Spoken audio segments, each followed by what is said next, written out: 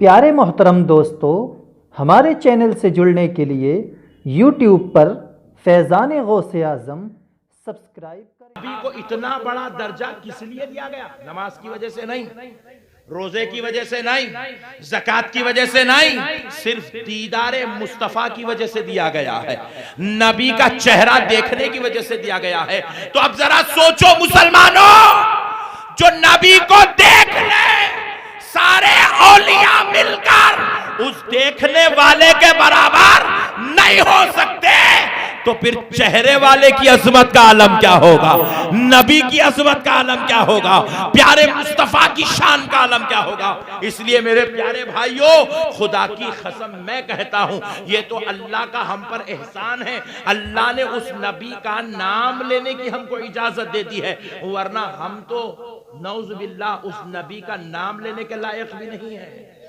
क्योंकि ये जुबानों पर कभी झूठ भी चलती है, कभी गीबत भी चलती है, कभी चुगलियां भी चलती है, कभी गालियां भी चलती है, कभी बदकलामी भी चलती है। ये तो गुनाहों से डूबी हुई भीगी हुई जुबान है। ऐसी गंदी जुबान पर उस पाक जात का नाम ले जिसकी तारीफ खुद खुदा बयान कर रहा है। कभी वमा अरसलनाका इल्ला रहमतल लिल आलमीन कहता है, कभी वरफाना लका ज़िक्रक कहता है, कभी इन्ना आतैना कल कौसर कहता है, कभी अपने प्यारे मुस्तफा से मुखातिब होकर या अय्युहन नबिय्यु इन्ना अरसलनाका शाहिदन व मुबश्शिरन व नज़ीरा कहता है। कभी वो पाक परवरदिगार उनकी अज़मत लक़द जाअकुम रसूलुम मिन अनफुसिकुम अज़ीज़ुन अलैहि मा अनैतुम हरीसुन अलैकुम व बिल मुमिनीना रऊफुर रहीम कहकर बयान करता है। अरे कुर्बान जाओ जिसकी तारीफ खुदा बयान करे। वाह वाह वाह, वैसे नबी का नाम हम ले, ये हमारी क्या औकात है? और सारा कायनात बना दे, सारी कायनात बनाने के बाद यूं कहे, प्यारे हबीब अगर आप ना होते तो ना जन्नत बनाता, ना जमीन बनाता, ना आसमान बनाता। मेरे मुस्तफा, मैंने तो ये कायनात सिर्फ आपकी खातिर सजाया है। मेरे प्यारे भाई, नबी नबी कोई मामूली बात नहीं है। वो सजदा करेंगे बरोज़े महशर, सिर्फ उनके सजदे की ही अहमियत रब के पास होगी। रब कहेगा, प्यारे हबीब सर उठाओ सजदे से। कहा, ए अल्लाह मेरी उम्मत को बख्श दे। हबीब सजदे से सर उठाओ, ए अल्लाह मेरी उम्मत को बख्श दे, मेरे गुनाहगारों को दोज़ख से निकाल दे, ए अल्लाह मेरी उम्मत को बख्श दे। रब्बी हबली उम्मती की सदाएं चली रहेगी। रब फरमाता है, हदीस पाक है, रब फरमाता है, लो प्यारे मुस्तफ़ा मैंने 70,000 गुनाहगारों को दोज़ख से निकाल दिया है, अब तो सर उठाओ। कहेंगे, ए अल्लाह और भी गुनाहगार है, ए अल्लाह उनको भी बख्श दे। रब्बी हबली उम्मती, हुजूर शफाअत फरमा रहे हैं। अब अल्लाह कहता है, लो प्यारे नबी हमने और 70,000 निकाल दिया है। फिर कहते हैं, अल्लाह और बख्श दे। लो प्यारे हबीब हमने और 70,000 निकाल दिया है। ऐसा करते करते करते करते रब मुस्तफा को सजदे से उठाने के लिए सारी दोज़ख गुनाहगारों से खाली कर दे। अल्लाह अल्लाह अल्लाह। कहेगा, प्यारे मुस्तफा सर उठाओ, लो हमने आपकी खातिर पूरी दोज़ख गुनाहगारों से खाली कर दी। अल्लाह अल्लाह अल्लाहु अकबर। हुजूर जब सजदे से सर उठाएंगे, हदीस पाक है, तिरमिज़ी की हदीस है, रब इरशाद फरमाता है, प्यारे हबीब देख लो, अगर किसी के दिल में राई के दाने के बराबर भी ईमान है तो मुस्तफा उसको दोज़ख से निकाल दे। अल्लाह अल्लाह अल्लाह अल्लाह, राई के बराबर का ईमान। नबी मुहतरम सल्लल्लाहु अलैहि वसल्लम अपने मकाम इज्जो शान पर खड़े होकर दोज़ख की तरफ देखेंगे, और दोज़ख में उसके बाद हर गुनाहगार, हर दोज़खी को हुजूर के सामने पेश किया जाएगा। जिसके दिल में राई के दाने के बराबर भी ईमान है, हुजूर उसको इशारा करेंगे और उसको दोज़ख के बाहर भेज दिया जाएगा।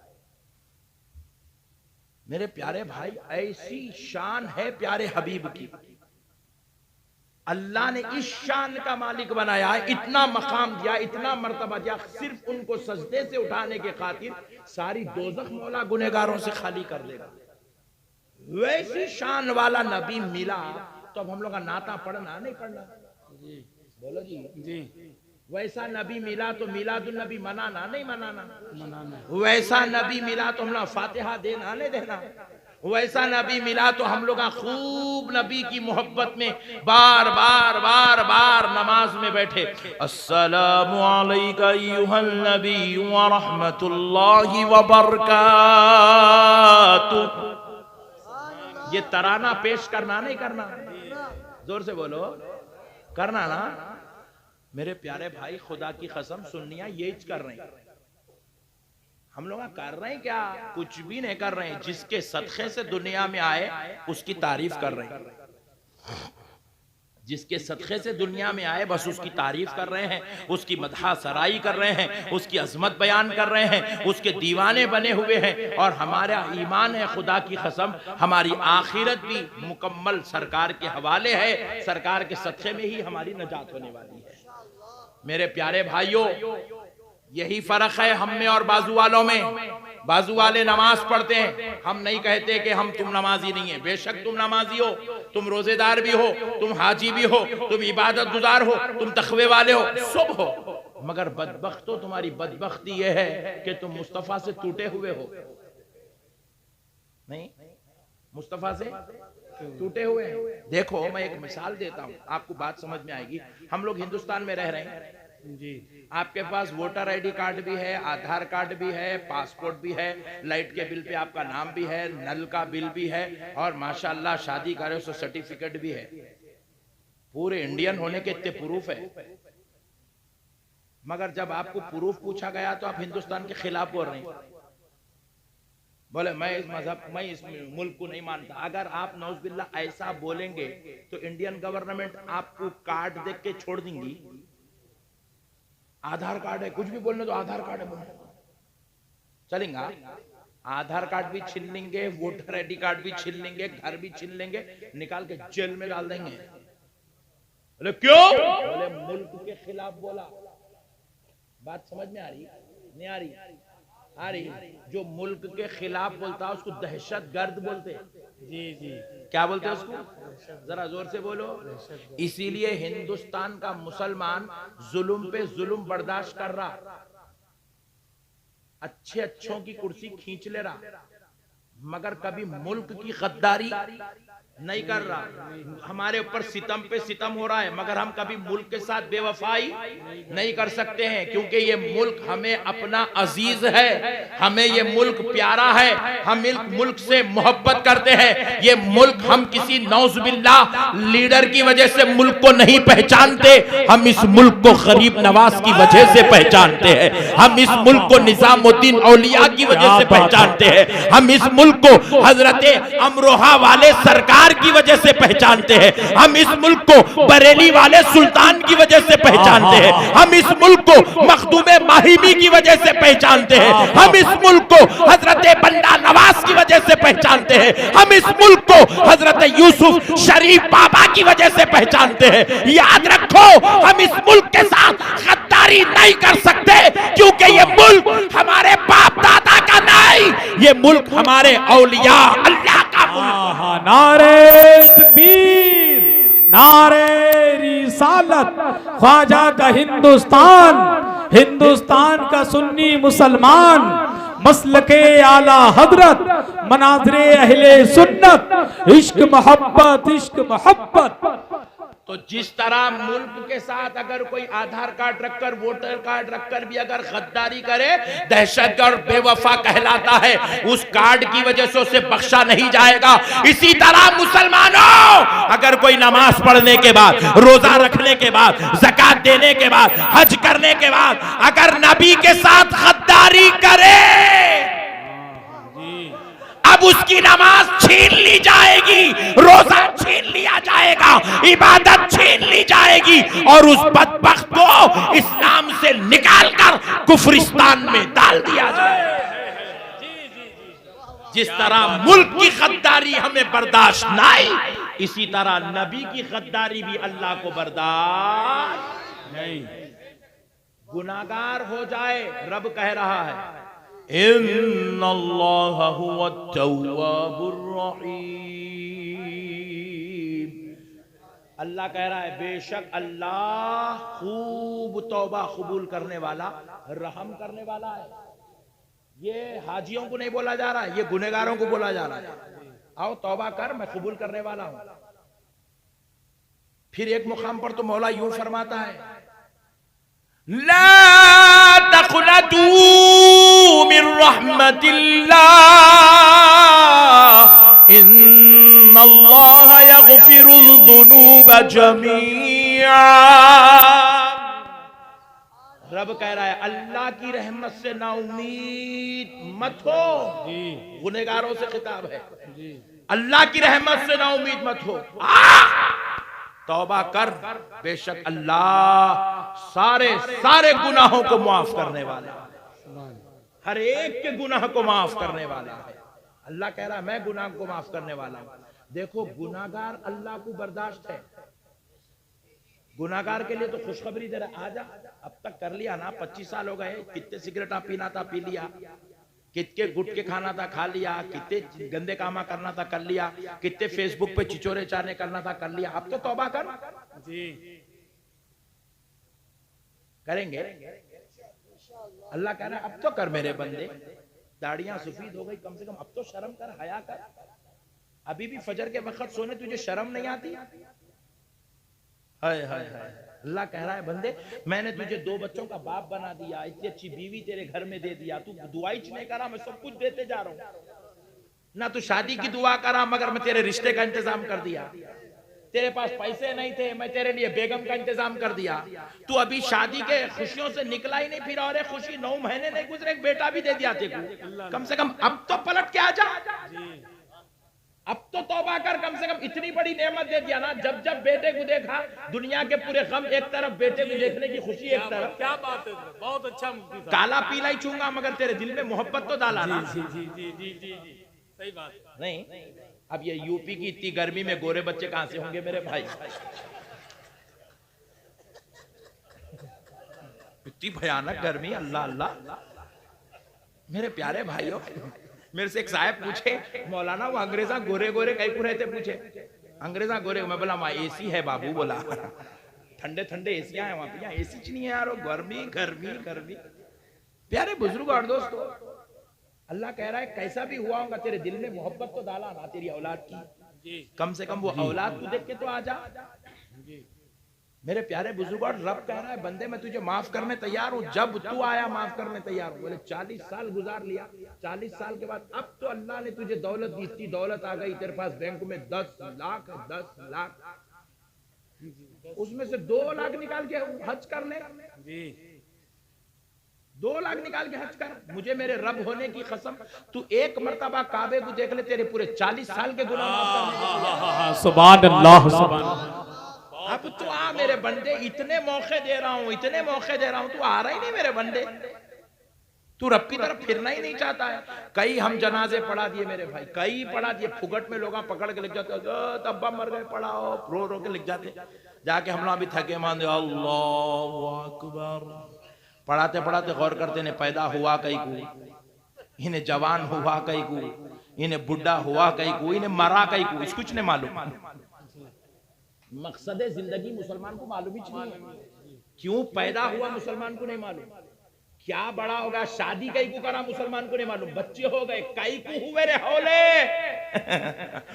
नहीं मालूम। क्या प्रोग्रामिंग करा तू बच्चों के लिए? हाँ प्रोग्रामिंग भी करते हैं, अरे बच्चे पैदा प्रोग्रामिंग करते, मालूम ही नहीं। अल्लाह कह रहा है बंदे तू गुनाहगार है ना, लेख तेरे लिए मैं दरवाजे खुले रखा हूं। आखिरी सांस तक भी रब की तरफ से ये निदा आती रहती है, मेरे बंदे अब तो तौबा कर ले, सांस उखड़ने वाली है, तेरे जिम्मे इतने भयानक गुनाह है, तू कैसा मेरी सामना करेगा, मेरे गजब का सामना कैसा करेगा, मेरी दोजख से तू कैसे बचेगा? मेरे बंदे तेरे पास इतने इतने इतने कसीर गुनाह है, बीवी को मारने का गुनाह। हाँ क्या घुर घुर के देख रहे हैं हमारे बारे में, मौलवी साहब को कैसा मालूम बोल के? बीवी को मारने का गुनाह, बच्चों को गालियां देने का गुनाह, बहुओं को सताने का गुनाह, ससुराल वालों से लड़ने का गुनाह, इनकी जमीन कब्जा करने का गुनाह, उनके पैसे डुबा देने का गुनाह, खर्च हसना ले लेके भाग जाने का गुनाह, बिजनेस में घपला कर देने का गुनाह, लोगों को गलत माल बेच देने का गुनाह, माँ बाप को गालियां देने का गुनाह, पड़ोसी को सताने का गुनाह। अल्लाह अल्लाह, इतने गुनाह रख के मर रहा मेरे बंदे, तू कैसा मेरा सामना करेगा, कैसा महशर में तू रहेगा मेरे सामने, क्या जवाब देगा तू खबर में। अल्लाह कह रहा है मेरे बंदे अभी भी चंद सांस बची है रे, कुछ तो तौबा कर ले रे, अब तो तौबा कर ले। मैं रहमान हूं, मैं रहीम हूं, सुभान अल्लाह। मैं वादा किया हूं इन्नल्लाह यग़फ़िरुज़्ज़ुनूब जमीआ, बेशक अल्लाह तुम्हारे सारे सारे गुनाहों को माफ कर देगा। मेरे बंदे अब तो तौबा कर ले। और खुदा की कसम बंदा मरने से पहले भी अगर तौबा कर ले, अल्लाह की रहमानियत यह है मेरे भाई, अल्लाह उसको दुनिया से पाक करके उठाता। जी सुभान अल्लाह। देखो गुनाहगार के लिए अल्लाह हर तरफ बख्शिश का तौबा का दरवाजा खुला रखा है, मगर खुदा की कसम गुनाहगार के लिए तो हर जगह तौबा का दरवाजा खुला है, लेकिन गुस्ताख के लिए कोई तौबा का दरवाजा। जी जी जी क्या बात है, वाह वाह। रब को गुनाहगार बर्दाश्त है मगर गुस्ताख बर्दाश्त नहीं है। इसीलिए दोस्तों आपको मालूम होना चाहिए, शैतान इब्लीस हो गया, मरदूद हो गया, लानती हो गया। क्यों हुआ? अरे वो कौन था मेरे भाई? वो जन्नत में रहने वाला था, वो मकीने जन्नत था और मामूली आदमी नहीं था। उससे बड़ा आलिम कायनात में पैदा ही नहीं हुआ, इतना बड़ा आलिम था। एक झूला यूं झूलता था ऐसा, तो एक झूले में 70,000 फरिश्तों को पढ़ाया करता था, मुअल्लिमुल मलाइका था। हम लोग सोफे गुटे का लेके बैठते हैं, इब्लीस अर्शे इलाही गुटे का लेके बैठता था। इस दर्जे का मालिक था, मगर अल्लाह ने उसे मरदूद कर दिया, लानती कर दिया, जहन्नमी कर दिया, इब्लीस बना दिया। बोलो मुसलमानों, अल्लाह ने उसे मरदूद और लानती क्यों किया? क्या जिना करने की वजह से? क्या चोरी करने की वजह से? क्या माँ बाप की नाफरमानी की वजह से? क्या उन्हें भी कोई गुटके खाता था? बोलो भाई, क्या उन्हें भी कोई जर्दे खाता था? मेरे भाई, क्या उन्हें कोई अपने माँ बाप के साथ बदकलामी नफरत वाली बात करता था? क्या बीवियों को बेल्ट लेके लकड़ियां लेके मारता था? नहीं, नहीं मारता था। फिर क्या वजह थी अल्लाह ने उसे मरदूद और लानती किया? तो कान खोल के सुनो मुसलमानों, अल्लाह ने उसे लानती किसी गुनाह की वजह से नहीं, अल्लाह ने उसे मरदूद और लानती सिर्फ महबूबे खुदा की बेअदबी की वजह से किया। जी जी जी। रब को गुनाह बर्दाश्त है मगर गुस्ताखी बर्दाश्त नहीं है, नहीं है, गुस्ताखी बर्दाश्त नहीं है। इसलिए मेरे प्यारे भाइयों, आला हजरत इमाम अहमद रजा खां फाजिल बरेलवी ने कहा कि गुस्ताख को सलाम भी मत करो। जी जी जी, ये है असल मसला। जी या रसूल अल्लाह, अल्लाह या रसूल अल्लाह, या गौस जिंदाबाद, अल्लाह या रसूल अल्लाह। इसलिए कहा किसी गुस्ताख को सलाम भी मत करो, गुस्ताख के साथ दावत में भी मत शरीक हो, गुस्ताख से कलाम भी मत करो, गुस्ताख की सोहबत में मत रहो। क्यों? इसलिए कि दोस्तों, इंसान जैसी सोहबत में रहता है उसको वैसा असर होता है। जी, कई हमारे इंडियन सऊदी अरब को गए, जाने से पहले दरगाह दरगाह फिर के मन्नता करा, हजरत सऊदी का वीजा, सऊदी का वीजा, सऊदी का वीजा। बुजुर्ग को रहम आया, बहुत आया, इन्हें जुमेरात जुमेरात हर जुमेरात को आ रहा दरगाह को। बुजुर्ग अल्लाह से गुजारे, अल्लाह इसको दे लगा देगा। फजल हुआ, मौला का वीजा लग गया। जाते वक्त मन्नत करके गया, हजरत पहली ट्रिप में आऊंगा नहीं, 4 बकरों की नियाज करूंगा, बल्कि मन्नत करके गया। आया 11 महीने के बाद, अम्मा इंतजार कर रहे, अब मेरा बेटा आता, अमरोहा शरीफ जाके नियाज करना है, बकरे काटना है, खानदान वालों को खिलाना है, नियाज करना है। 11 महीने के बाद आया, 1 महीने की छुट्टी पे पट्टा। जी, अम्मा इंतजार में, अब आया तो दावत करूंगी, नियाज होगी, हजरत के पास जाएंगे। मगर हुआ क्या मालूम? पहले दिन अम्मा इंतजार करे, थका हुआ है, जान दो कल बात करेंगे। दूसरे दिन इन्हें उठ के खा के पी के मस्त होके पट्टा बाहर निकला। अम्मा बोले, क्या बेटे बाबा नियाज करना है? कौन सी नियाज अम्मा? तू जाने से पहले हजरत का ने मन्नत करा नहीं? आऊंगा तो पहले छुट्टी में 4 बकरों के लिए आऊंगा। ओए अम्मा, दरगाह की बात कर रहे हो? हाँ, शिर्क लोगों। अम्मा बोले 30 साल से यहाँ था पुट्टे, दरगाह फिरा, 11 महीने में बदल गया। इसीलिए आला हजरत बोले गुस्ताख की सोबत में मत बैठो जी।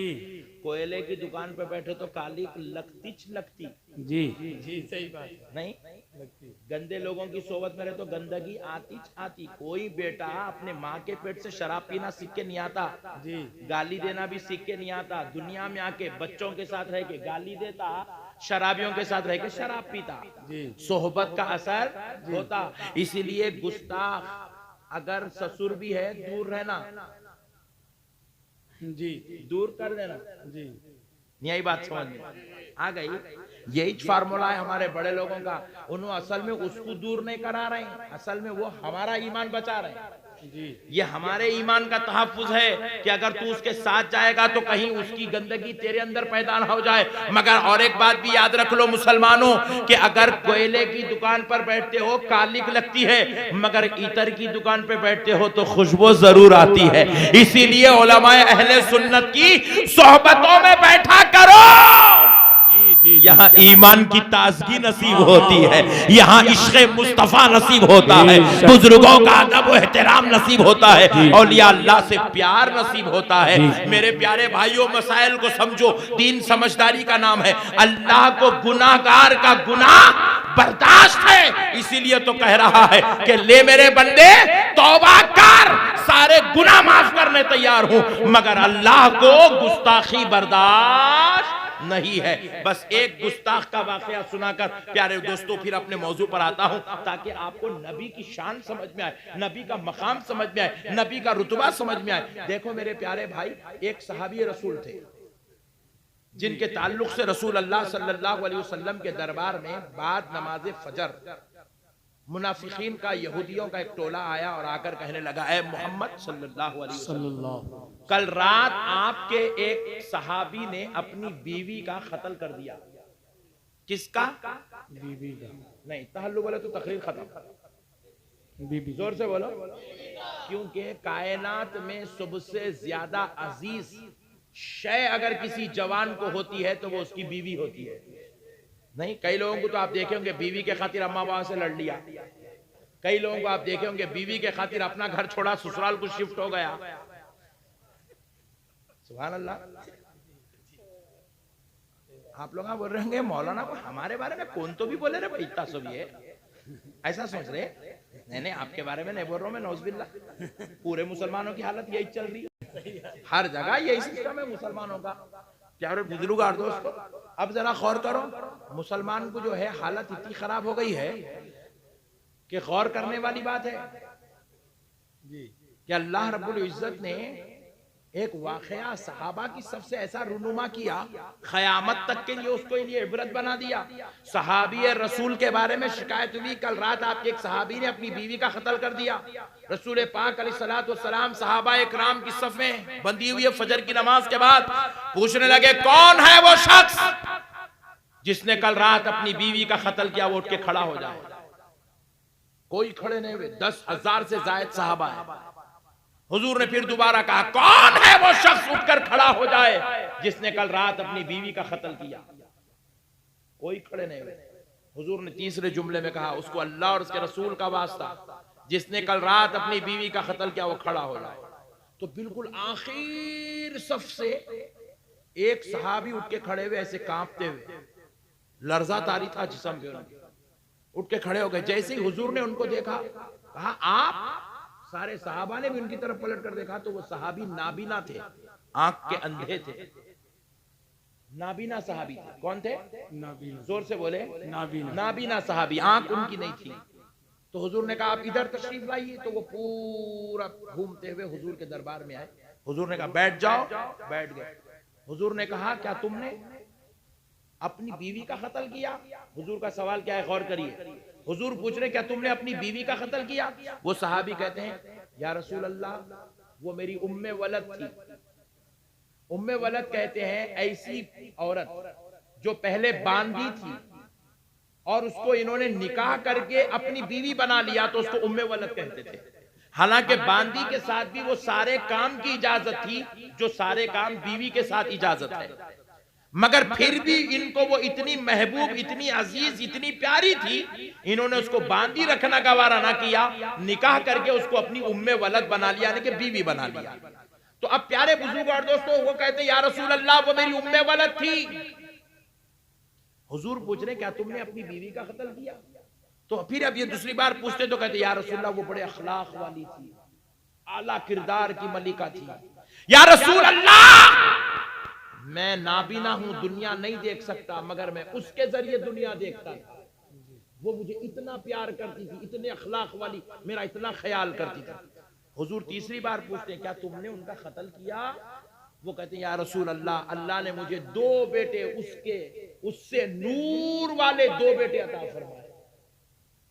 हुजूर अब चौथी बार कहते हैं सहाबी ये बताओ क्या तुमने उसका कत्ल किया?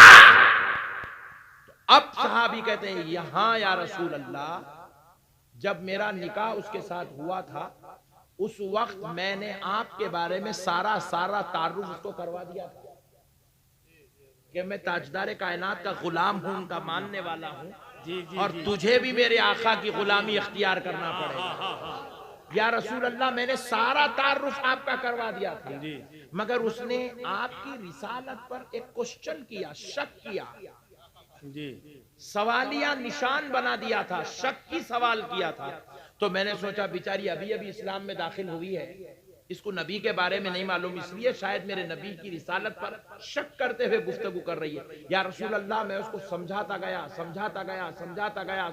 गया, महीने बीत गए। चंद महीनों पहले उसने दूसरी मर्तबा आपकी रिसालत पर शक करते हुए सवाल किया।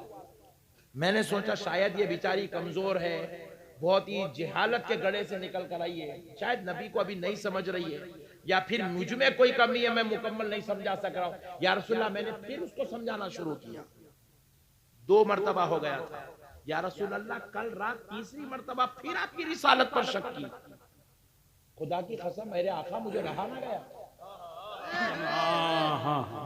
ना गया, मैं आंखों का अंधा अपने बिस्तर पर, अपने हुजरे में, कमरे में ऐसे हाथ मारता फिरा। आखिर में यहां तक कि मैं चूल्हे में, किचन में दाखिल हुआ, वहां पर मैं हाथ मारा तो मेरे हाथ को छुरी लगी। मैं उस छुरी को पीठ के पीछे छुपा कर लाया और उसको पकड़कर बिस्तर पर लिटाकर या रसूल अल्लाह मैंने 70 वार उसके सीने पर, पेट पर करके उसे छन्नी कर दिया। नबी मोहतरम सल्लल्लाहु अलैहि वसल्लम फरमाते हैं सहाबी जाओ, अल्लाह और उसका रसूल तुमसे खुश हो गए। नारे तकबीर, नारे रिसालत, मोहब्बते मुस्तफा, अज़मते मुस्तफा। सुभान अल्लाह, सुभान अल्लाह। नारे तकबीर, नारे रिसालत, शानी मुस्तफा। सुभान अल्लाह। मेरे प्यारे भाइयों, ये दर्स कौन दे रहा है? ये दर्स खालिक कायनात की हिकमत से सारी इंसानियत को क़यामत तक के लिए मिल रहा है। लोगों, कायनात में जो तुम्हारी सबसे ज्यादा अजीज तरीन शय है, उसी अजीज तरीन शय से ज्यादा आमिना के लाल से मोहब्बत करने का नाम ईमान है। ईमान कोई मामूली बात नहीं है। नमाज का नाम ईमान नहीं है, रोजा रखने का नाम ईमान नहीं है, ज़कात देने का नाम ईमान नहीं है, हज करने का नाम ईमान नहीं है, इसका नाम अमल है। क्या है, जरा बोले और जरा जोर से बोले। नमाज ईमान नहीं है, नमाज अमल है, रोजा अमल है। ये अलग बात है, ये ईमान वालों पे फर्ज होता है। नमाज फर्ज है, मगर किस पर? वेरी गुड, ये बात याद रखो। नमाज अमल है, ये फर्ज होता है, ये ईमान वाले पे फर्ज होता है। तो पता क्या चला, नमाज ईमान नहीं है, रोजा ईमान नहीं है, ये तो ईमान वालों पे फर्ज होता है। फिर आप पूछे हजरत ईमान है क्या? कान खोल के सुन लो उत्तर प्रदेश वालों, ईमान किसी अमल का नाम नहीं। ईमान नमाज, रोजा, ज़कात, हज, तिलावत, जिहाद का नाम ईमान नहीं है। आमिना के लाल प्यारे मुस्तफा को अपनी जान से ज्यादा चाहने का नाम ईमान रखा गया है। वाह वाह वाह, अल्लाह अकबर, बहुत अच्छा हजरत, बहुत अच्छा, बहुत अच्छा। जिंदाबाद जिंदाबाद, वाह, जिंदा जिंदाबाद जिंदाबाद। मेरे प्यारे भाइयों, ईमान हुजूर की जान का नाम है जी, इंसान ही कोई इंसान, वो इंसान है ये जी, इंसान ही कोई इंसान, वो इंसान है ये। कुरान तो ईमान बताता है इन्हें, और ईमान ये कहता मेरी जान है ये। वाह वाह, ईमान ये कहता कि मेरी जान है ये, जान है ये। सुभान अल्लाह। मेरे प्यारे भाइयों, ये है, जी, ये है नबी पाक अलैहिस्सलातु वस्सलाम की अजमत। अजमत, और अफसोस की बात है कि ऐसे नबी के बारे में गुस्ताखियां हो रही है। हुजूर को इल्म गैब नहीं था, हुजूर को ये नहीं था, हुजूर को, अरे उनको क्या क्या था, क्या क्या नहीं था, तेरे को कैसा मालूम रे हौले? तेरे पेट में क्या है तेरे को नहीं मालूम, तेरे गुर्दे सड़ गए, कई को सड़े तेरे को नहीं मालूम, तेरे दिल को खतरा पड़े हुआ है, दिल धड़कना बंद हो रहा है या भड़ भड़ भड़ मार ले रहा, तेरे को नहीं मालूम, कई को हो रहा। तो उतने बड़े नबी के बारे में जिनके सामने हजरत उमर इब्ने खत्ताब रजी अल्लाह ताला अन्हु, तारीख उठाकर देख लो, मैंने ये पूरी वहाबियत को चैलेंज किया है, जालिमों लाकर बता दो मेरी ये बात गलत साबित कर दो। क्या सीरत उठाकर देखो सरकार उमर इब्ने खत्ताब रजी अल्लाह ताला अन्हु की, हजरत उमर अपनी पूरी जिंदगी में नबी के सामने कभी मांडी डालकर नहीं बैठे, जैसे हजरत बैठे हैं ना मांडी डालकर, ऐसा मांडी डालकर कभी नहीं बैठे हजरत उमर। जैसे हम लोग बैठते ना, आप भी बैठे मांडी डाल के, ये हमारी बैठक है, ये दुनिया के हर इंसान की बैठक है, मगर रसूल अल्लाह के दरबार में हजरत उमर ऐसा मांडी डालकर नहीं बैठे। और एक बात सुनो, कैसा बैठे? जैसा हम नमाज में कायदे की हालत में बैठते हैं, हजरत उमर हुजूर के सामने वैसा बैठते थे। जानुए अदब जिसको कहते हैं, दो जानू कहते हैं, दो जानू बैठा करते थे। जैसा हम नमाज में कायदे की हालत में बैठते हैं, नमाज में हाथ फिर भी हाथ पैरों पर होता है, मगर हजरत उमर हुजूर के सामने बैठते तो हाथ अपने खदमैन पर नहीं, दोनों हाथों को ऐसे जोड़ के बैठते थे। अल्लाह, हुजूर के सामने ऐसे जोड़ के बैठते थे। अल्लाह, और हम ऐसे सीधे बैठते हैं, हजरत उमर ऐसा सीधा नहीं बैठते थे, नबी के सामने जानुए अदब होकर दोनों हाथ जोड़कर ऐसे झुककर गर्दन झुक नीचे झुकाकर बैठते थे। देखने वाले बड़े बड़े शहींशाह हजरत उमर को देखते तो समझ जाते थे आका के दरबार में गुलाम बैठा हुआ। ये था मेरे भाई एहतराम नबी का। एक जंग की बात सुनाता हूं, एहतराम क्या है नबी का, कौन है जी नबी? हमारे बुजुर्गों को तो हमने देखा बगैर वजू गौसे पाक का नाम भी नहीं लेते, नबी को छोड़ दो आप, बगैर वजू रसूल अल्लाह का नाम, गौसे पाक सरकार का नाम नहीं लेते थे हमारे बुजुर्गान दीन। मेरे प्यारे भाई, बगैर वजू हजरत उवैस खरनी रजी अल्लाह ताला अन्हु को लोग दीवाना समझकर पत्थर लेकर मारते थे। तो हजरत उवैस खरनी नौजवानों की तरफ, बच्चों की तरफ पलट कर बोले, बच्चों मुझे अगर पत्थर मारने से तुम्हें खुशी मिलती है तो जरूर मारो, मैं मना नहीं करता, मगर बड़े पत्थर से मत मारो, छोटे पत्थर से मारो। नौजवानों ने पूछा कि ये क्या बात कर रहे हो उवैस, ऐसे क्यों कह रहा है दीवाने, बड़े पत्थर से मत मारो, छोटे पत्थर से मारो, क्यों? तो कहते हैं कि बड़े पत्थर से मारते हो ना तो खून निकलता है, और खून निकलता है तो वजू टूट जाता है, और मैं बेवजू आका के जिक्र से महरूम हो जाता। अल्लाह अल्लाह अल्लाह। छोटे पत्थर से मारो, तुम्हारा काम भी होता रहेगा, मेरा काम भी होता रहेगा। अल्लाह अल्लाह। अब सहाबा की एक बात सुनो मुसलमान, मैदान जंग है, सहाबा इकराम को प्लान करके घेरा गया, हजरत उमर को, हजरत अबू बकर को, हजरत उस्मान को, मौला कायनात को प्लान करके एक एक को अलग अलग अलग अलग जो है टुकड़ियां बनाकर कुफ्फार और मुशरिकीन घेर के लेके चले गए। घेरते घेरते तलवार लड़ते लड़ते पीछे ऐसा हटाते चले गए, सरकार अकेले हो गए। जी, प्लान करके आए थे सरकार, हुजूर अकेले हो गए। जैसे ही सरकार मैदान जंग में तन्हा हुए, कुफ्फार और मुशरिकीन का एक बड़ा जत्था रसूल अल्लाह सल्लल्लाहु अलैहि वसल्लम पे टूट पड़ा। आका अलैहिस्सलातु वस्सलाम तन्हा सैकड़ों कुफ्फार और मुशरिकीन से मुकाबला कर रहे हैं। और हजरत उमर मैदान जंग में काफिरों से लड़ते लड़ते हुजूर की तरफ देख रहे हैं कि मेरे नबी क्या कर रहे हैं। अल्लाह अल्लाह अल्लाह। जब देखा कि सैकड़ों का एक इज्तिहाम हुजूर पर टूट पड़ा है, तो हजरत उमर ने सहाबा को आवाज लगाया कि ऐ अली ऐ उस्मान, उनको छोड़ो, इधर नबी की तरफ आओ। अल्लाह। क्योंकि ये जालिम नबी पर टूट पड़े हैं और नबी तन्हा इनसे मुकाबला कर रहे हैं। जब हुजूर नबी करीम अलैहिस्सलातु वस्सलाम और काफिरों के बीच में हजरत उमर रज़ी अल्लाह ताला अन्हु, हजरत अली, हजरत उस्मान को लेकर जब अंदर दाखिल हुए उस नरगे में जहां हुजूर तन्हा थे, कुफ्फार और मुश्रिकीन पूरे घेर चुके थे, जब उस नरगे में दाखिल हुए तो आप ईमानदारी से बताओ, मुकाबला करना है दुश्मन से तो अब मुंह किधर होना चाहिए? दुश्मन की तरफ, चेहरा दुश्मन की तरफ, तलवार दुश्मन की तरफ, हाथ दुश्मन की तरफ। मगर हजरत उमर अपने सहाबा को लेकर जब उस नरके में दाखिल हुए तो दुश्मन की तरफ चेहरा नहीं, पीट करके दाखिल हुए। चेहरा मुस्तफा की तरफ था, पीठ दुश्मन की तरफ थी।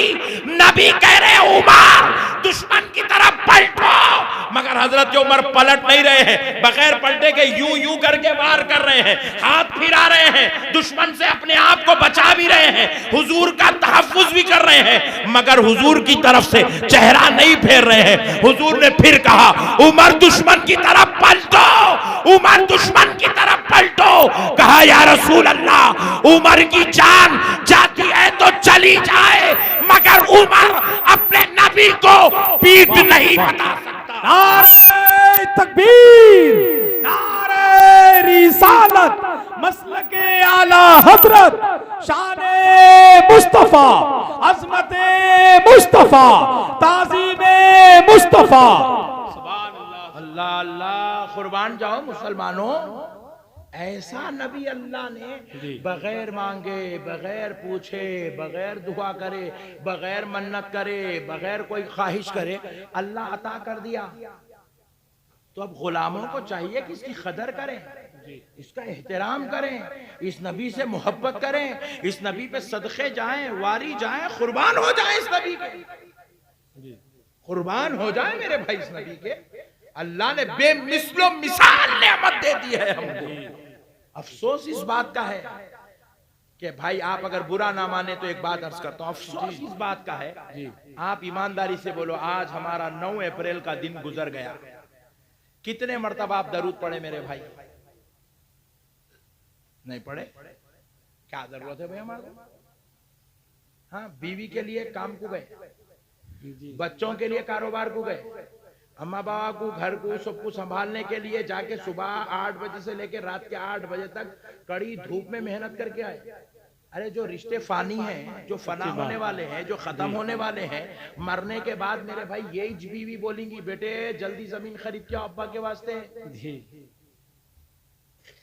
यही औलाद बोलेंगी जरा जल्दी करो मेरे भाई, अब्बा की बॉडी से बो आ रही, सड़ गए बाबा हमारे, लेके जाके गाड़ो जल्दी। ये इनके लिए ये जो फना होने वाले रिश्ते हैं, ये आरेजी रिश्ते, ये खत्म होने वाले रिश्ते, बीवी बीवी बीवी बीवी बीवी, कई लोग हमारे मेरे भाई बीवी बोल के अम्मा को छोड़ दिया, बाबा को छोड़ दिया, सब छोड़ दिया, बीवी को ले लेके फिरा पूरी जिंदगी। इन्हें मरा तो वही बीवी 4 महीने 10 दिन बड़ी मुश्किल से गुजारी, 11वें दिन शादी कर ली उन्हें। सही बात, सही बात। बोले आज इद्दत खत्म, कल दूसरा निकाह। इतना खतरनाक रिश्ता है ये। और इन्हें तो भी बेचारी फिर भी अच्छी है, मरे बाद 4 महीने 10 दिन के बाद कर ली। ये मर्द आदमी तो इतना खतरनाक है, उन्हें घर में बीवी को रखे दूसरी बीवी कर लेता है। ये रिश्ते इतने से मेरे भाई हम लोग इसके पीछे मर रहे हैं। ये सब आरेजी रिश्ते हैं, ये सब फना होने वाले रिश्ते हैं, ये सब खत्म होने वाले रिश्ते हैं। हम भी आज हैं, आज आप देख रहे मौलाना नक्शबंदी साहब, मौलाना गुलाम बरकाती साहब, मौलाना अकीर रहमान साहब, आप ऐसा कर रहे हैं। हमसे बड़े बड़े सूरमा ये दुनिया से चले गए, आपको नाम भी नहीं मालूम है। ये दुनिया बेवफाई की जगह है, ये दुनिया में कोई किसी को याद नहीं रखता। इसी मुरादाबाद की धरती से ऐसे जलीलुल कदर उलमा हमारे हैदराबाद को आए, हमने उनको देखा, मगर आज उनका नाम भी नहीं है दुनिया के अंदर, उनका निशान भी नहीं है, उनका मकाम भी नहीं है, उनका कोई काम भी बाकी नहीं है। सारे के सारे फना, क्योंकि ये दुनिया फानी है मेरे भाई, यहाँ कोई किसी का नहीं है, ये सब झंझट झमेले, ये हम लोग चुपके तो टीवी में देखते ऐसा हो जाने वाला है, वैसा हो जाने वाला है, ये चिल्लर बात है, कुछ भी होने वाला नहीं है, सब बेकार बात है। ताजमहल बना लिए, छोड़ के चले गए, क्या करें मेरे भाई, उन्होंने 4 मीनार बनाए, उन्होंने छोड़ के चले गए, कुतुब मीनार बनाए, छोड़ के चले गए, क्या करे, कौन क्या ले लेके गए बताओ, कुछ भी नहीं ले गए। खुदा की कसम जो भी साथ ले जाना है वही ले गए, जो मुस्तफा की मोहब्बत दिल में बसी।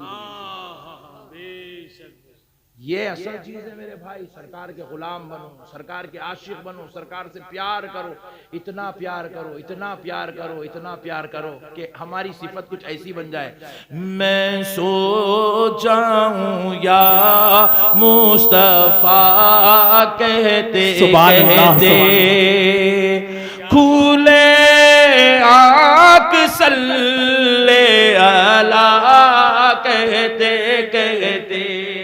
सुभान अल्लाह। अखिल साहब को रख के ये आवाज़ा निकालना मुनासिब नहीं है। सुभान अल्लाह। बात समझ में आई दोस्तों, कुछ ऐसी कैफियत बन जाए।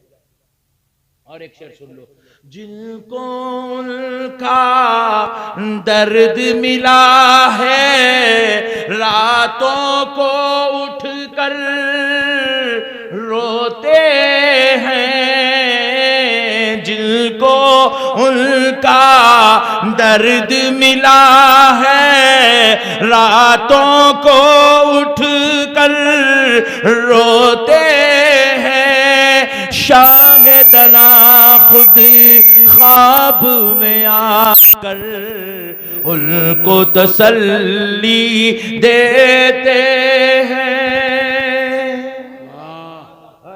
कुछ ऐसी कैफियत पैदा कर लो मेरे भाई जी कि गुलाम गुलाम हो तो दीदार आका का नसीब हो जाए। कुछ ये बनो, ये क्या है, सब बेकार चीजें हैं। मैं करोड़ोंपति हूँ, क्या करता रे, हौले ले लेके जाता खबर में, कई को कमाया इतना, कौन कमा बोले तेरे को इतना, कई को बना तू करोड़पति, बोला मेरे भाई कौन बनो, बोले नहीं मेरे बच्चों के वास्ते बना, वेरी गुड, अच्छा करा, बच्चों के वास्ते बना, बच्चों को दुनिया के अंदर तू कार दिलाया, बंगला दिलाया, गाड़ी दिलाया, सब दिलाया, जन्नत का भी इंतजाम करा जी। हमें अपनी औलाद की कोई फिक्र नहीं है, कोई फिक्र नहीं। खुश नसीब है वो लोग जो मौलाना कारी उमर साहब के मदरसे में अपने बच्चों को 4 बच्चों को हाफिज कुरान बना दिए। सुभान अल्लाह। अरे इनका बाप इनको गाड़ी नहीं दिया होगा, बंगला नहीं दिया होगा, इज्जत नहीं दिलाया होगा, मगर इनके बाप ने अपने बाप होने का हक अदा कर दिया कि इनका बेटा मौलाना कारी उमर साहब के मदरसे में हाफिज कुरान बन गया। अरे ये बेटे की फजीलत अब कोई फजीलत नहीं है, अरे इस बेटे की ये शान है। आका इरशाद फरमाते हैं हाफिज कुरान का मकाम ये है कि वो बरोज़े महशर ऐसे 10 लोगों की शफाअत कराएगा जिनके ऊपर दोज़ख वाजिब हो चुकी है। क्या बात है, वाह वाह जी, अल्लाह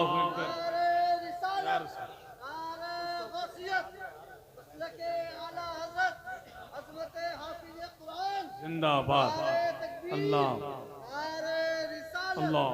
मेरे भाइयों ईमानदारी से बोलो, आपके पास कितने बच्चे हैं?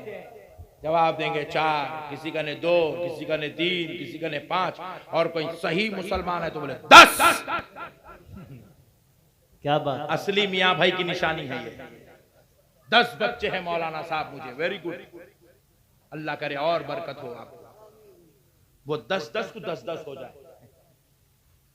मेरे घर प्यारे भाई ईमानदारी से अब ये बोलो, आपके बच्चे हैं ना, 5 है, 4 है, 3 है, क्या बनाना है बनो, इंजीनियर बनाओ, डॉक्टर बनाओ, वकील बनाओ, जज बनाओ, चार्टर्ड अकाउंटेंट बनाओ, पायलट बनाओ, क्या बनाते बनाओ, साइंटिस्ट बनाओ, लेके जाके चांद में बिठा के उसको घर दिला के आ जाओ, मगर एक बच्चे को कम से कम हाफिज कुरान आलिम दीन जरूर बनाओ। बेशक बेशक बेशक। आप नहीं समझे मेरी बात, समझे?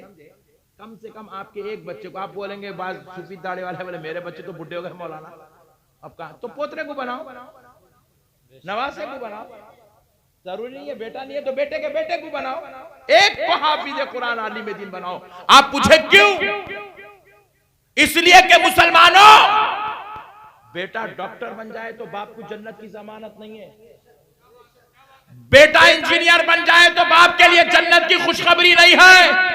बेटा साइंटिस्ट या डॉक्टर या इंजीनियर या बेटा जो है इस धरती का एक बड़ा इंसान बन जाए तो बाप के लिए जन्नत की जमानत नहीं है। मगर बेटा जब हाफिज कुरान या आलिम दीन बन जाए,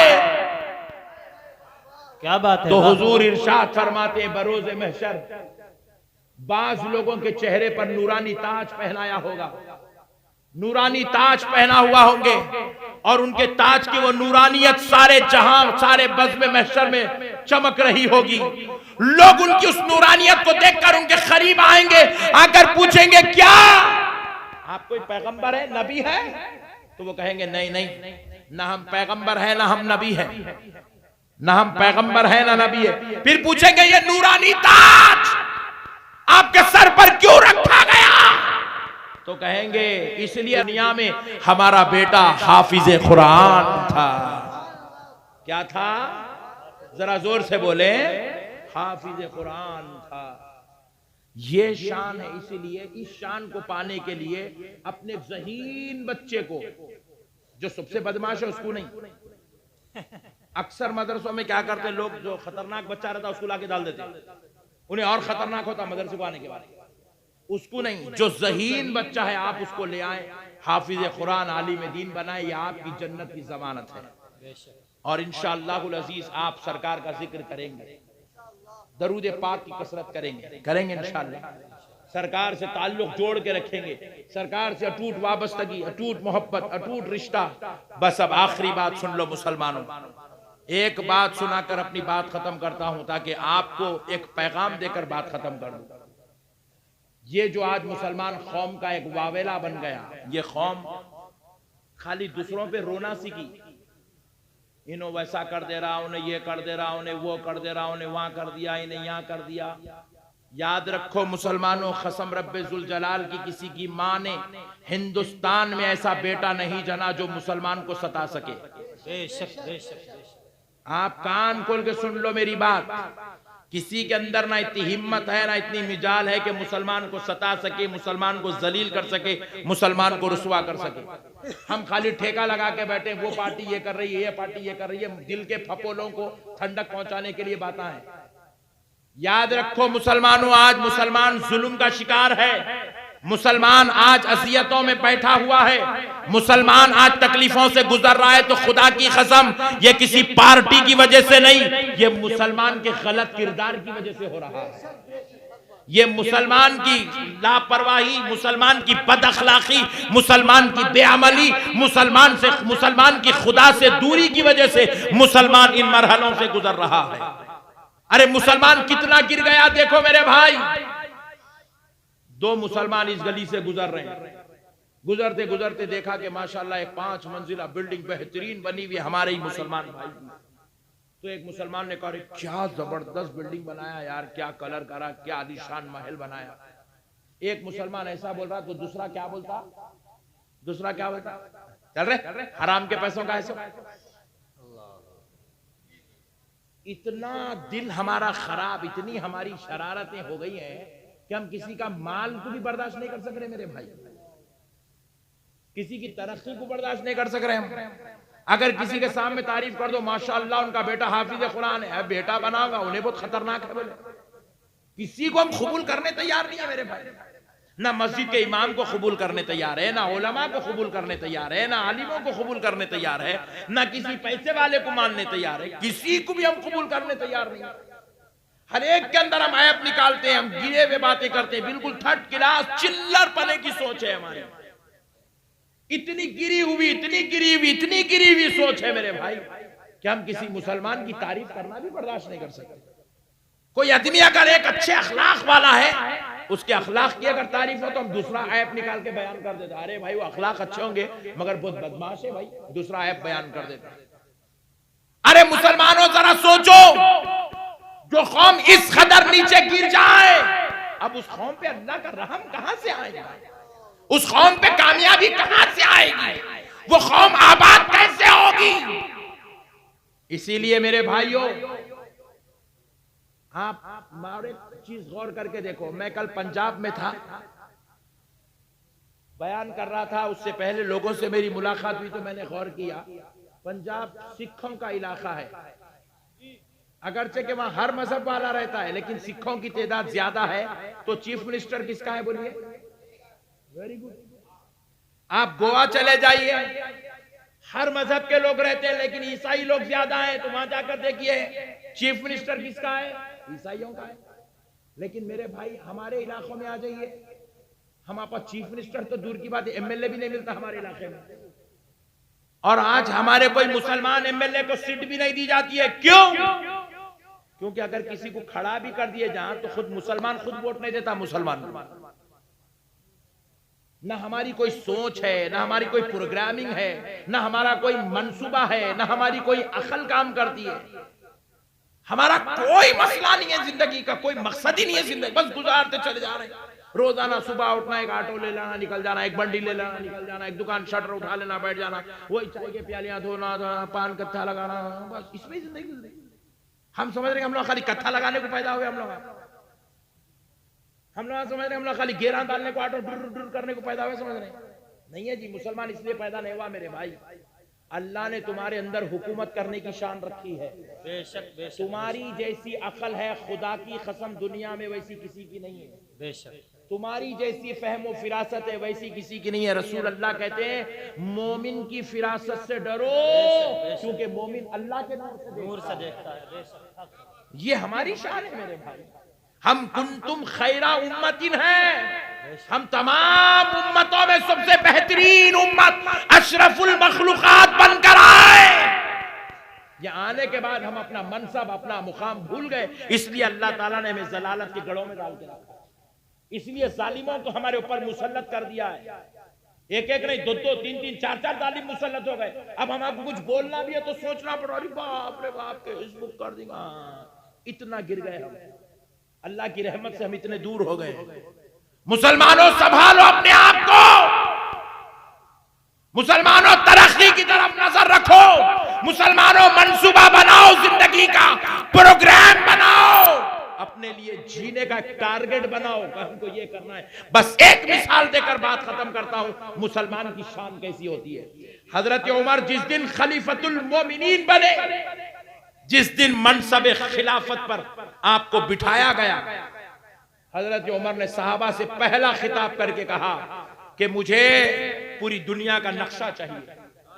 जो जो सहाबा जो जो इलाका जानते थे, वो अपने अपने इलाकों का नक्शा उतार के लाके हजरत उमर के सामने रख दिए। नक्शे को उसके एरिया वाइज जो है जमा कर दिया गया। हजरत उमर उस वक्त असा पकड़ते थे, असा लकड़ी हाथ में रखते थे। हजरत उमर ने वो दुनिया के नक्शे पर ऐसे असा यूं घुमाया, ऐसे घुमाया असा, ऐसे घुमाकर कहा सहाबियों, मैं इस दुनिया से जाने से पहले ये सारे इलाके में इस्लाम देखना चाहता हूं। सुभान अल्लाह। ये पहला खुतबा था हजरत उमर का, और फिर दूसरा जुमला था हजरत उमर का कि सुनो, आज के बाद कोई मदीने में नहीं रहेगा। हालांकि मदीने से बढ़कर मुअज़्ज़ज़ और मोहतरम शहर क्या है कायनात में। हजरत उमर कह रहे हैं अगर तुम मदीने में रहोगे तो इस्लाम यहीं सुकड़ जाएगा, तुम्हें यहां से निकलना पड़ेगा। एक एक सहाबी को, किसी को रोम की तरफ, किसी को यमन की तरफ, किसी को शाम की तरफ, किसी को इराक की तरफ, किसी को ईरान की तरफ, किसी को कूफा की तरफ, पूरे अरब में हजरत उमर ने सहाबा को फैला दिया। फैलाकर कहा कसम है तुम पर, तुम वहां जाकर दुनिया के ऐशो इशरत में नहीं फंसोगे, मुस्तफा के दीन की खिदमत करते रहोगे।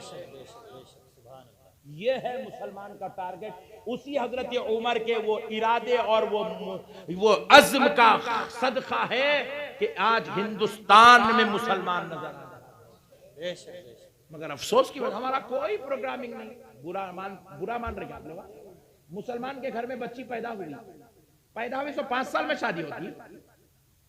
बोलो भाई, 20 साल 22 साल 25 साल में बेटी की शादी करता है एक बाप। मगर 25 साल के बाद शादी करा भी तो साले कने जाके वहां 1 लाख रुपया खर्चा ले रहा, भौनी कने जाके उनकन से 2 लाख खर्चा ले रहा, बहन कने जाके उनकन से 1 लाख ले रहा, दोस्त कन से 1 लाख ले रहा। और लोग पूछे कई पूरे भाई खर्चा, बेटी की शादी है, बेटी की शादी है। तेरी बेटी 25 साल से तेरे घर में बैठी हुई है, तो क्या करा? 25 साल से पैसे जमा नहीं करा। Point to be noted. क्योंकि हमारा कोई प्रोग्राम ही नहीं है। हमारा खाना होना उड़ाना होना, खाना होना उड़ाना होना, हमारा कोई प्रोग्राम ही नहीं, कोई मंसूबा ही नहीं है। अल्लाह जब बेटी दिया तो बेटी की शादी का इंतजाम करना एक बाप की जिम्मेदारी है। ऐन वक्त पे खर्चे मांगते फिर रहा, अल्लाह के नाम पे दे दो बड़े भाई दे दो, अब नहीं दिए तो वो अलग टेंशन, रिश्ता ही तोड़ ले रहा, वो अलग अजाब। भीख मांगते फिर रहा है, चलो फिर भी कर्जा लेके गया, बास तो इतने खतरनाक है, सूद के पैसों पे लाके शादी कर रहे हैं, हराम के माल पे रिश्ता कर रहे हैं, हराम का लुकमा दामाद को भी खिलाया, शादी के दिन हराम के पैसों का लुकमा अपनी बेटी को भी खिलाया, दोनों बीवी शौहर हराम का लुकमा खा के गए घर को, जाके सोहबत करे, हमल कायम हुआ, हराम के लुकमे के बाद का हमल खड़ा। अब बोलो हाफिज कुरान पैदा होगा, आलिम दीन पैदा होगा? नहीं, डाकू पैदा होगा, डाकू यूं चुबाएगा निकालेगा। इसलिए मेरे प्यारे भाइयों, जिंदगी को एक प्रोग्राम बनाओ, मकसद बनाओ। तुम मुसलमान हो, तुम ऐसे जीने पैदा नहीं हुए हो। मुसलमान कीड़े मकोड़ों की तरह नहीं है, मुसलमान प्रोग्रामर है। मुसलमान एक इरादा लेके पैदा हुआ, एक शान लेके पैदा, एक मुकाम लेके पैदा है। मुसलमानों आगे बढ़ो, जिंदगी तुम्हारा साथ देने तैयार। और याद रख लो, खुदा की कसम, मेहनत करने वालों को अल्लाह कभी मेहनत रद्द नहीं करता। ये अल्लाह की शान के खिलाफ है, मेहनत रद्द कर देना, शान उलूहियत के खिलाफ है। काफिर मेहनत कर रहा है, अल्लाह काफिरों को दे रहा है। देखो कितनी मेहनत कर रहे हैं, पूरे टीवियां खोल के देखो, आप दबा के पैसा लगा के बैठे हुए, पब्लिसिटी फुगट की झूठी पब्लिसिटी चल रही, इतनी मेहनत कर रहे हैं लोग। अल्लाह गैरों की मेहनत पर गैरों को दे रहा है, अंग्रेज मेहनत कर रहे हैं, अल्लाह अंग्रेजों को दे रहा, तो अल्लाह ईमान वालों को नहीं देगा? हाँ, बस कोई मेहनत ही नहीं है। मुसलमान की दुकान 12 बजे से पहले 11 बजे से नहीं खुलती, तो कहां से अल्लाह का फजल लूंगा मेरे भाई? जबकि हमारा नबी हमको सिखाया है, नौमुस सुबहती यमनउर रिज़्क़, सुबह के वक्त का सोना रिज़्क़ को रोक देता है। अरे तुम्हारी गरीबी की वजह, तुम्हारी मुफलिसी मोहताजी की वजह से मुसलमानों कोई हुकूमत नहीं है। मुस्तफा के तरीके को छोड़ देना ये मुफलिसी की वजह है, ये दीन से दूरी, ये हमारी बर्बादी की वजह है। आओ मेरे प्यारे भाइयों, आज एक इस अज़मत इस्लाम कॉन्फ्रेंस से आज हमें कसम खा के उठते हैं कि हम बाइरादा जिंदगी गुजारेंगे, मेहनत करेंगे, मशक्कत करेंगे, कामयाब जिंदगी गुजारेंगे, माँ बाप का, बीवी का, बच्चों का, औलाद का, सबका हक अदा करेंगे। वमा अलैना इल्लल बलाग।